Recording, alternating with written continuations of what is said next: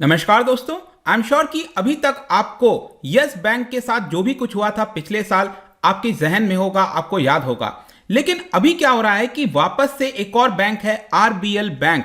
आज इसका share price 20% से ज्यादा टूट गया था। जी हाँ, 20% से ज्यादा टूट गया था और एक प्रकार से फियर हो रहा था, चिंता हो रही थी लोगों को कि क्या एक और बैंक यहां पर डूबने के कगार पर आ गया है। ये आप देख सकते हो, RBL bank shares crash 20% as concerns rise over financial health of lender. और जाहिर सी बात है कि बैंक की जब हम बात करते हैं और आरबीएल बैंक जैसा एक बड़ा बैंक, वहां पर डिपॉजिटर्स का मनी क्या होगा, यहां पर उसकी फाइनेंशियल हेल्थ क्या है, वो सबको लेकर काफी कंसर्न हो जाता है। तो यहां पर कुछ इंपॉर्टेंट डेवलपमेंट हुए हैं जिसकी वजह से ये पूरा चीज हुआ है, वो मैं सब कुछ आपको बताऊंगा। एग्जैक्टली हो क्या रहा है आरबीएल बैंक के अंदर, वो हम जानेंगे इस वीडियो में। चलिए आगे बढ़ते हैं, लेकिन उसके पहले अगर आप यूपीएससी या फिर किसी भी एग्जाम की तैयारी कर रहे हैं तो आप हमारे ऐप को डाउनलोड कर सकते हैं या फिर studiiq.com विजिट कर सकते हैं, वहां से सारी जानकारी आपको मिल जाएगी। इसके अलावा अगर आप एमसीक्यूज अटेम्प्ट करना चाहते हैं तो मेरे इंस्टा पेज पर जा सकते हैं, वहां पर स्टोरीज में आपको सभी एमसीक्यूज मिल जाएंगे।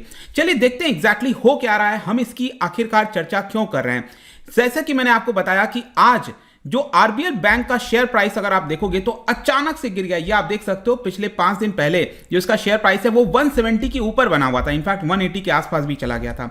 लेकिन अचानक से अभी आप देखिए ये जो इसका शेयर प्राइस है वो 20% दिन के दौरान तो ये 20% से भी ज्यादा टूट गया था और 133 रुपीज के आसपास आ गया था। अभी तो ये थोड़ा सा इंप्रूव हुआ है जब ये मार्केट में ये वीडियो रिकॉर्ड कर रहा हूं, लेकिन डेफिनेटली इतना बड़ा अगर गिरावट होता है तो कंसर्न होता है कि एग्जैक्टली हुआ क्या है। और ये जो मेन कारण है कंसर्न का वो ये है कि आरबीआई ने, रिजर्व बैंक ऑफ इंडिया ने, उनके जो चीफ जनरल मैनेजर हैं, ध्यान रखिएगा मैं आरबीआई के चीफ जनरल मैनेजर की बात कर रहा हूं जिनका नाम है योगेश के दयाल, उनको क्या किया है, आरबीएल बैंक के बोर्ड में as a additional director appoint कर दिया है। ध्यान रखना, किसी भी कंपनी को चलाने के लिए, किसी भी बैंक को चलाने के लिए क्या जरूरी होता है, एक बोर्ड होता है जो डिसीजन मेकर होता है।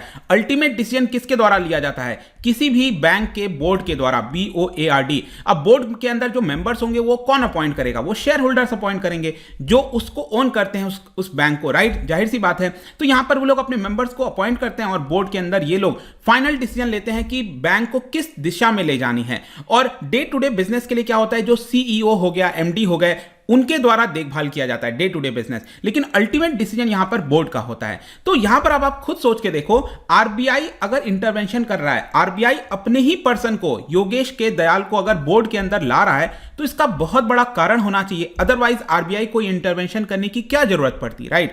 तो यहां पर इसके पहले मैं आपको बता दूं एक और चीज हुआ था कि प्रेजेंट में जो एमडी और सीईओ हैं आरबीएल बैंक के, विश्ववीर आहूजा, जिनका टेन्योर अगले साल खत्म होना था, अभी भी 6 महीना उनका बचा था टेन्योर का, उसके पहले ही यहां पर उन्होंने एक तरह से रेजिग्नेशन दे दिया और इंटरिम तौर पर जो एमडी और सीईओ हैं वो राजीव आहूजा को अपॉइंट कर दिया जाए।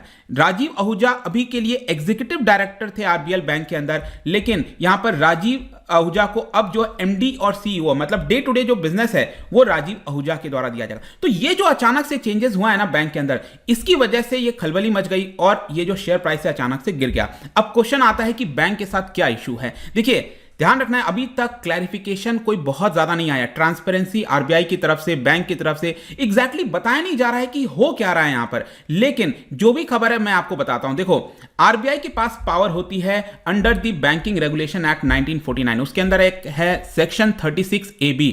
उसके तहत अगर आरबीआई को लगता है कि कोई भी बैंक अगर यहां पर उसके साथ कोई दिक्कत है, प्रॉब्लम है, अगर उसमें पब्लिक इंटरेस्ट इन्वॉल्व है, अगर डिपॉजिटर्स का पैसा उसके अंदर इन्वॉल्व है, तो उस बैंक को बचाने के लिए, उस बैंक को सेव करने के लिए किसी प्रकार का इंटरवेंशन कर सकती है और एडिशनल डायरेक्टर को बैंक के बोर्ड में अपॉइंट किया जा सकता है। तो इसी पर्टिकुलर एक्ट के तहत आरबीआई ने कदम लेते हुए एडिशनल डायरेक्टर को क्या किया है, यहां पर बोर्ड के अंदर अपॉइंट कर दिया है। अब जाहिर सी बात है कि आरबीआई का कोई पर्सन अब बोर्ड में आ गया, मतलब अब इस कंपनी के अंदर, इस बैंक के अंदर जो भी कुछ होगा अब आरबीआई को उसके बारे में पता होगा। तो ये एक चीज है आपको समझना है यहां पर। तो बेसिकली वही मैं आपको बता रहा हूं कि जब भी आरबीआई इस तरह का कदम ले रही है तो जो इन्वेस्टर्स हैं, जो शेयर होल्डर्स हैं, पब्लिक हैं, उनकी नजर में कहीं ना कहीं प्रॉब्लम हो जाता है। उनको लगता है कि क्या आरबीआई कुछ प्रॉब्लम है बैंक के अंदर, तभी तो आरबीआई इंटरवेंशन कर रहा है। या फिर आप इसको दूसरे तरीके से भी देख सकते हैं, जैसे कि याद होगा यस बैंक का जो केस हुआ था, उस समय हमने क्या बोला था, हम ये कह रहे थे कि आरबीआई आखिरकार पहले कदम क्यों नहीं ली।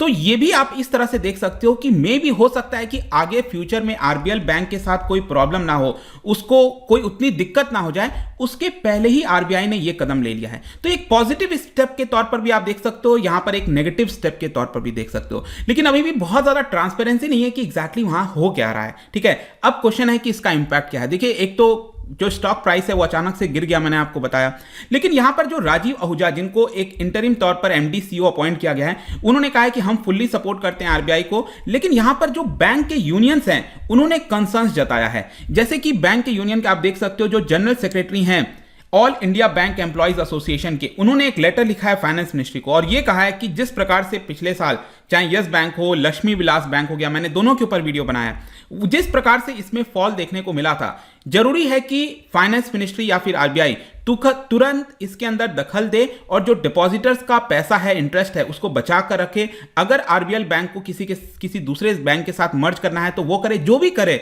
लेकिन यहां पर जो डिपॉजिटर्स का इंटरेस्ट है, बैंक एम्प्लॉइज का इंटरेस्ट है, उसको ध्यान में रखा जाए। लेकिन ये सारी चीजों को देखकर जो आरबीएल बैंक है उन्होंने कहा है कि ऐसी कोई चिंता की बात नहीं है, बैंक का फाइनेंशियल हेल्थ स्टेबल है, कोई किसी प्रकार की चिंता की बात नहीं है, हम आरबीआई के साथ मिलकर काम कर रहे हैं। अब मैं वही आपसे कह रहा हूं कि अभी तक ना तो आरबीआई ना तो बैंक, दोनों के द्वारा कोई क्लियर कट एग्जैक्टली बोला नहीं जा रहा है, तो हम जस्ट प्रिडिक्ट कर सकते हैं। लेकिन हाँ, इसको पॉजिटिव वे में भी आप ले सकते हो कि हाँ, आरबीआई ने पहले इंटरवीन कर लिया है ताकि ये बैंक को कुछ हो ना आगे।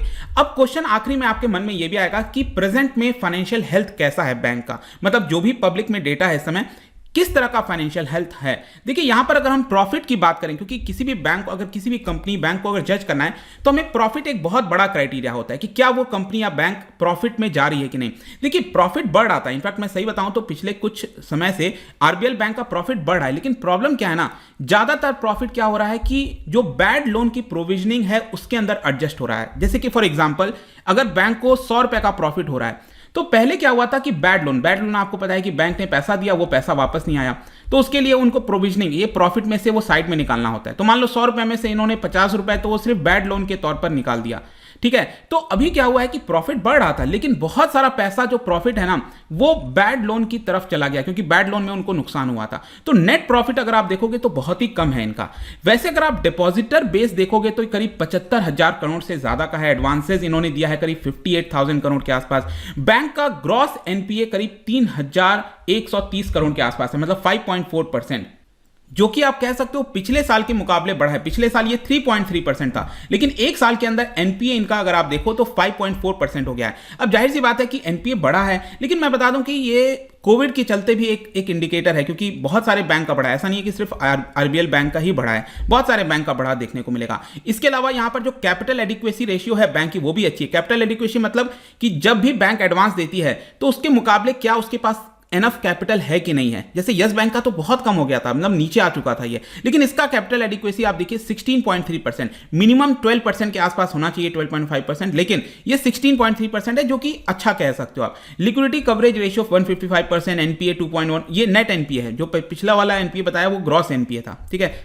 इसके अलावा बैंक का नेट प्रॉफिट आप देख सकते हो 31 करोड़। अब देखो, एक साल पहले जो सितंबर वाला क्वार्टर था, उस समय बैंक को 144 करोड़ का प्रॉफिट हुआ था। ये प्रॉफिट अचानक से ये गिरकर 31 करोड़ हो गया। उसका मेन कारण ये बताया गया कि जो रिटेल लोन ये लोग देते हैं उसमें इनकी थोड़ी सी गिरावट हुई है, वो एक कारण बताया गया है। लेकिन इसके अलावा एक और चीज मैं बताऊं, रिसेंट की बात है, आरबीआई ने करीब 2 करोड़ का फाइन लगाया था आरबीएल बैंक के ऊपर, क्योंकि यहां पर इन्होंने कुछ नॉर्म्स का वायलेशन किया था। जैसे कि बैंक अकाउंट जब ये खोलते हैं कस्टमर्स के, तो कुछ चीजें फुलफिल करनी होती हैं, जो कंपोजिशन नॉर्म्स हो गए, बहुत सारी चीजें ऐसी हैं जो कि फ्लाउट हुआ था, जिसकी वजह से आरबीआई ने 2 करोड़ का फाइन भी इसके ऊपर लगाया था। तो वैसे अगर आप देखोगे अभी के तौर पर, जब मैं वीडियो रिकॉर्ड किया हूं आज, तो ऐसा कोई बहुत बड़ा चिंता की बात दिख तो नहीं रही है। अब हो सकता है इनसाइडर कुछ हो, मैं उसको प्रिडिक्ट नहीं कर सकता।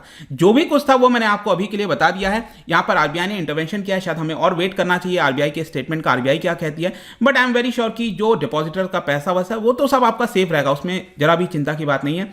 बट ये पूरा वीडियो था, आई होप कि आपको समझ में आ गया होगा। जाने से पहले एक इंटरेस्टिंग क्वेश्चन, क्या बता सकते हो चलपति राव कमेटी, ये कमेटी को कॉन्स्टिट्यूट किस चीज के लिए किया गया था, कौन सी चीज को रीस्ट्रक्चर करने के लिए किया गया था, ये आपको बताना है। इसका राइट आंसर आपको पता ही है, मेरे इंस्टाग्राम पर तो मिलेगा ही, वहां पर अगर आप नहीं हो कोई बात नहीं, टेलीग्राम से भी ले सकते हैं इसका सही उत्तर। मैं कई सारे एमसीक्यूज यहां पर डालता रहता हूं, स्टोरीज के फॉर्म में आप जाकर प्ले कर सकते हो। बाकी अगर आपको पीडीएफ चाहिए तो टेलीग्राम पर आइए। और इसके अलावा अलग अलग सोशल मीडिया पर भी आप जुड़ सकते हैं, और यूपीएससी या फिर किसी एग्जाम की तैयारी कर रहे हैं तो आपको डाउनलोड कर लीजिए। आई होप कि वीडियो आपको पसंद आया होगा। मिलता हूं आपसे next time. Till then, thank you very much, see you soon.